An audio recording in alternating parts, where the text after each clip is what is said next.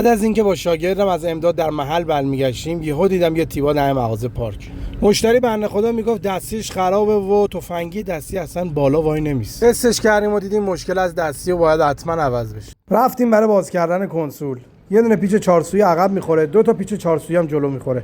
برای دسترسی به این پیچا حتما باید دو تا صندلی رو بدیم عقب. عزیزان دل، اگه دوست داشتید آموزش‌های بیشتری یاد بگیرید حتما پیج ما رو همراهی کنید و قلب سفید و قرمز کنید. دمتون گرم. بعد از اینکه پیچ‌های کنسول رو باز کردیم، کنسول رو خیلی آروم و به راحتی درآوردیم و گذاشتیمش یه گوشه. رفتیم برای ادامه کار.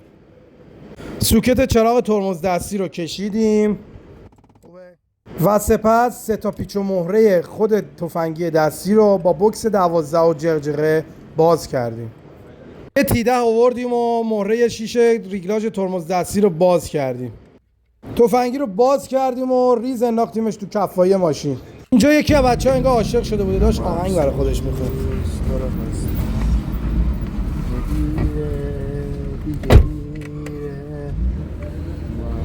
از اینکه تفنگی نو زدیم جا، پیچ و مهره‌هاشو صفر کردیم. سوکت چراغ ترمز دستی هم زدیم جا. مهره شیش ریگلاژ ترمز دستی هم زدیم جا و با تیده صفر کردیم و تست کردیم ببینیم اوکی شده یا نه.